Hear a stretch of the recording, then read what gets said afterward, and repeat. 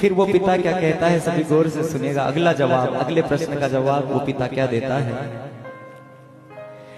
तेरे लिए जो मैंने किया मेरा फर्ज था,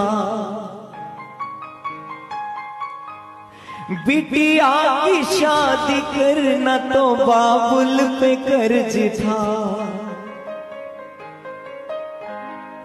क्यों रख लिया है बोझ मन में, क्यों उदास है।